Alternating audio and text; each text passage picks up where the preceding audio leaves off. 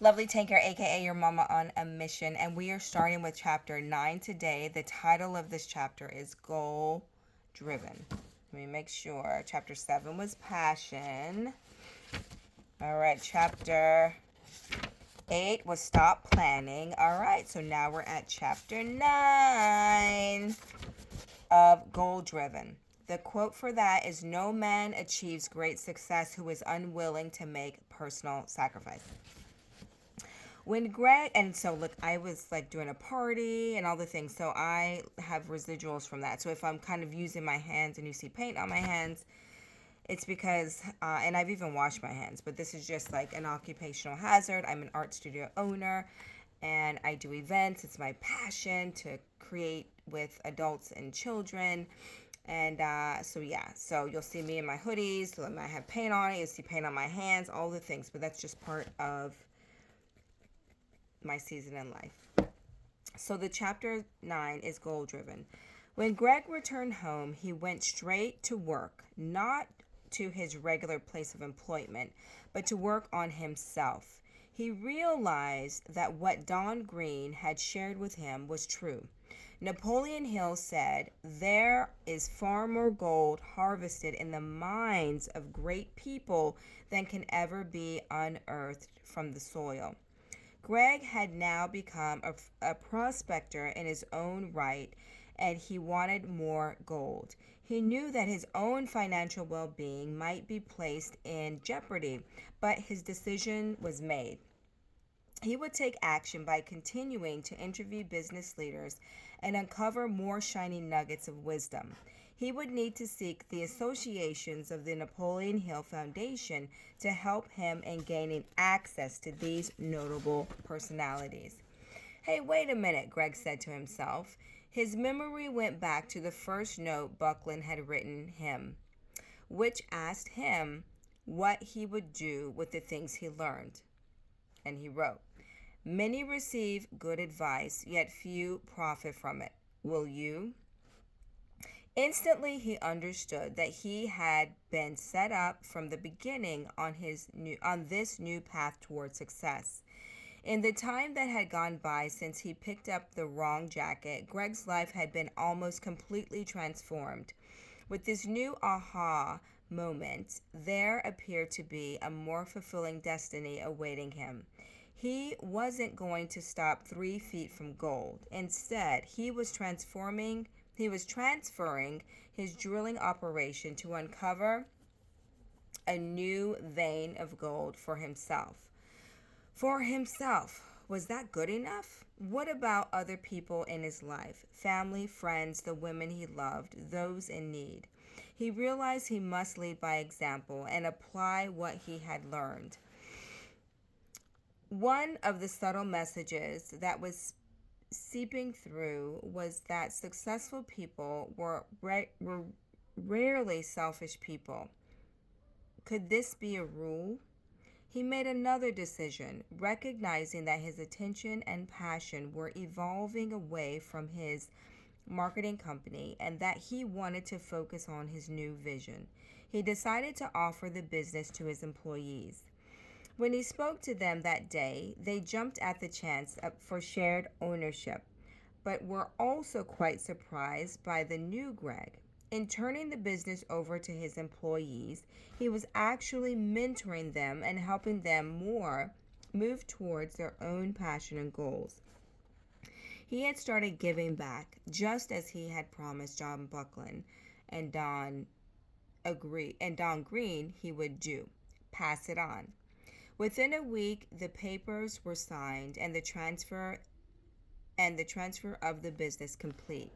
He scheduled another meeting with Don Green in Virginia. The night before he left for the meeting, he placed another phone call to David Engel. This time the message was different. Was his expectations. This time his message was different, as were his expectations. His voicemail was brief, to the point, and from the heart. "Dave, I just have to say this. I love you and I want the best for you. I want to help you, but I don't know how to do it. Mia and I are talking again, and she suggested that you might try another rehab or some kind of program. If and when you make the decision that you want to get better, I'll stand behind you and I'm willing to help pay for it. Think about it. Call me. He couldn't know how David would react to his offer, but he knew he felt better, as if the weight of the world had begun to, had sorry, as if the weight of the world was being lifted from his shoulders. Now it was up to his brother to take the actions the same way Greg was doing for himself. The next morning, as he sat before the CEO of the Napoleon Hill Foundation, his hands trembled. His nervousness was based not on fear, but on his hope for the meeting and its outcome. As Kathy had suggested, Greg hadn't planned. He had simply moved towards the goal of attaining the support of the Napoleon Hill organization. He pleaded his case like a zealous public defender and was quick to present his notepad and its many entries. Calling upon each adage, he described his encounters with incredible people he had met so far and their words of wisdom. The silence following his presentation felt like hours, but it was truly only seconds before Green responded. Every day I get requests like yours. Every day someone wants to do a project with the Napoleon Hill Foundation and write the next chapter of the Think and Grow Rich philosophy. The young man's heart fell, Green said. Almost every time someone asks, I have to send them to our attorney for the standard thank you for your interest, yet we cannot accept your invitation at this time memorandum. The truth is, we only have so much time in a day. We can only endorse and effectively support a few select projects. Greg felt the familiar feeling of rejection settle in around him. Then Green smiled. That said, I like your moxie. More than that, you come highly recommended by our mutual friend, Bucky. But you know what the final piece is for me. Greg just sat there without moving a muscle. You came back here to my office to ask me in person. You showed up. I like that. Don Green steepled his hands together at the steepled his hands together at his lips as he continued his thought. Tell you what, I am not going to promise you anything at this time, but I will do one thing right now.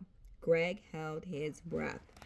In 1908, Napoleon Hill was invited to Andrew Carnegie's mansion in Manhattan. Can you imagine his emotions after coming from very humble beginnings and then stepping through the doors of a 64-room mansion? What Hill took from that day was more than just a memory of meeting such a great man.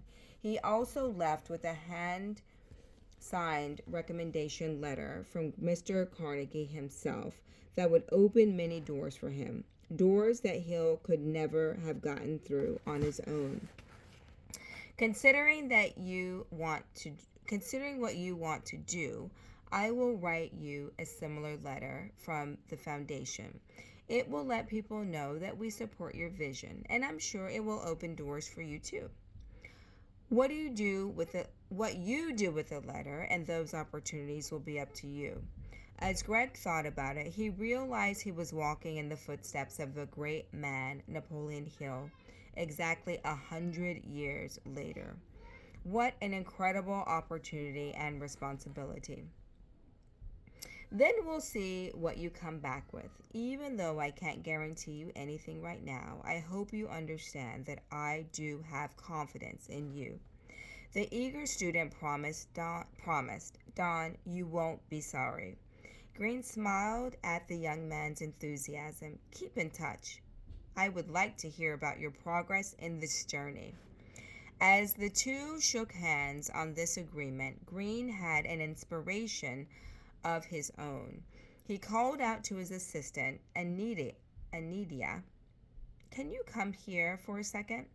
A woman appeared in the door and in a deep, beautiful southern accent asked, what may I do for you boys? You know that charity event I was supposed to attend next month? Sure do, she replied. But you can't make that one. We have you booked for a presentation down in Florida that day. Yes, I remember. So, would you do me a favor and give Greg here my ticket for the Dinner of Champions so he can attend on my behalf and represent the foundation? The next few weeks sped by so quickly that Greg barely had time to attend to the basics of living. Instead, his full attention and activity were dedicated to calling, emailing, and researching contemporary business icons. Even though his bank account dwindled daily, he kept on task. But back when Napoleon Hill had published his original classic, he had interviewed the top business leaders of his era. While the principles he discovered are timeless, the business landscape had changed. However, one thing remained as strong as ever: the power of a third party endorsement. And what Greg found was that, in some way, almost all business leaders contacted attributed their success to reading Think and Grow Rich. They had built their success on the principles that Hill had shared from studying the most successful business leaders of the early 20th century. Now, Greg had an opportunity to record stories of some of the most successful business leaders of the early 21st century. Could his work have the same impact on our next generation? The project could not be timed any better than this. The economy was teetering on the edge of disaster and would begin to fall sooner than Greg or anyone else realized. The Napoleon Hill Foundation. This is the letter that was written to Greg in support of the vision he's going towards. I think I have glitter on my eye. December 5th, 2007, Mr. Greg S. Reed, San Diego, California. Dear Mr. Reed, with this letter, we are very happy to confirm our exclusive agreement to move forward with this exciting and important project, 3 Feet from Gold by Greg S. Reed. Based on the teaching of the late Mr. Hill's classic work, Think and Grow Rich, the Napoleon Hill Foundation has years of experience in educating and inspiring literally millions of individuals across the globe. And with this collaboration, we expect this movement to continue exponentially. Thank you for your dedication towards the betterment of mankind, and welcome to the Napoleon Hill family. With regards, Don M. Green, Executive Director. He decided that he would use the recommendation letter in much the same way that Hill had used Carnegie's a century before. He wrote down a goal in his notepad to schedule 7 meetings with key luminaries. As he started to make his appointments, he quickly discovered something that most people would not believe. The most successful people seemed to be the most available. In nearly every instance, the people at the top of their field were happy to pass on their knowledge to a willing student. He summarized in his notepad: the most successful people are the most accessible. The most successful people want to teach others how to become successful. It seemed to be the people in the middle, struggling to find their voice and create their own identity in the hyper-competitive atmosphere, who had no time to help anyone. They seemed to be controlled by their ego, wealth, and fancy titles. They hadn't discovered who they were quite yet. They reminded Greg of the saying, ego stands for edging God out. These are the people who could use the success equation most. But the people he had met through Mr. Buckland's were so different from the people he used to associate with. They were incredibly successful and generous with their time and truly desired to help others. They were confident, but not to the point of being arrogant. Their hearts were still bigger than their status. Finding his way to his assignment table at the Dinner of Champions, Greg could hardly control his excitement. Seated right behind him was one of his all time favorite sports idols. This was a man who had crushed many others on purpose, and yet in person he was a true gentle giant. It was the one and only Evander Holyfield, the only boxer to win the heavyweight championship 4 times. Greg's slime, oh my gosh, I work with kids too much. Greg's slim frame seemed even smaller as he sat down next to this impressive physical specimen of a man. While Holyfield's physique dominated the room, his mere presence and gentle spirit caused people to turn and smile. Without waiting for a formal introduction, Greg, in his usual driven manner, said, "Okay, Evander, I have got to know what makes you a better athlete than your competition."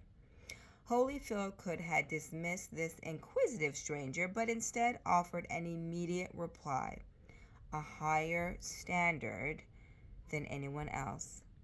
"Please explain," said Greg, listening intently. "It's simple, really. If you have a car and will not tolerate it being dirty or running badly, you will have a better car than your neighbor.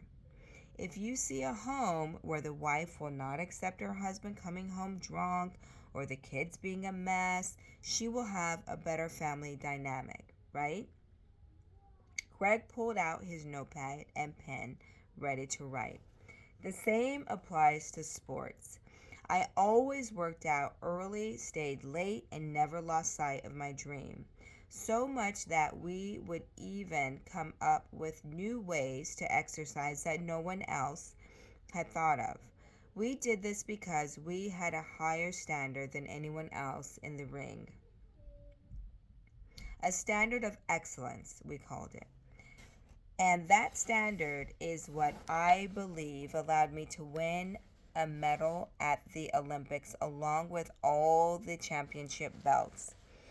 In the pad, Greg wrote, set the highest standards. I'm going to write this down. Oof, that's tough. Set the highest standards. Then he asked, "But didn't it hurt getting hit all the time?" Holyfield looked up and winked. "Look at this face." Then he added, "I didn't get hit that much. It's like this. If you focus on the blows you are receiving, the only place you'll end up is on your back. I never put much attention on the damage I was getting. I only focused on the damage I was inflicting." Greg's eyes widened as he asked, "Are you saying you never felt the punches?" "Sure, I felt them," Holyfield said, "but I never lost my focus on the job at hand. That was to hit my opponent back, but even harder." The same applies to life in general. So many people focus on the hits coming their way. They watch the news that tells them how bad things are. They listen to their friends who are unhappy in life. In other words, they focus on how many blows they are taking when in fact they should change their attention towards fighting back and staying on their toes. As the great heavyweight began eating his meal, Greg wrote, "Stay on your toes. Focus on the job at hand." Stay on your toes. Focus on the job at hand. This was amazing. He had not expected such wisdom from an athlete. Then it came to him. Holyfield was far more than a boxer. He was a fighter, and that was the difference. He was defined not by his career, but by his achievements. Holyfield paused and pointed his fork at Greg. "You know the funny thing? When the final bell rings and they raise your hand and the crowd goes wild, whether it's a boxing match, or any success in life. You never feel or remember the blows. You only feel the victory. Greg added to his notebook. You never feel or remember the blows. You only feel the victory. As Greg sat there listening to this incredible champion, he realized he was hearing the same advice he had received from Truett Cathy, just from a different perspective. There was electricity in the room, and Greg felt himself to be a part of it, totally charged up. Holyfield added this final observation. You want to know something else? The other guy, the one in the losing locker room, he's going to feel each and every bruise he took along the way, and for years only,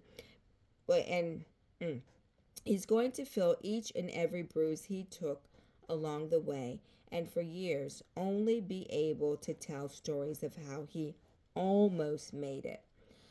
Looking Greg dead in the eyes, Holyfield finished his thought with a knockout punch. I don't know about you, but all I want is to be a champion. It was a classic stand up and cheer moment. Greg had never felt so stirred up inside. Ooh, ooh, we did it. We did it. Chapter 9 is done. All right, chapter 10 is tomorrow. The man who actually knows just what he wants in life has already gone a long way toward attaining it. Yay, Napoleon Hill. All right, we're on to chapter 10 tomorrow. The theme is masterminds, and I will be creating a mastermind at some point. All right, Lovely Tank here signing off. Peace. Bye-bye.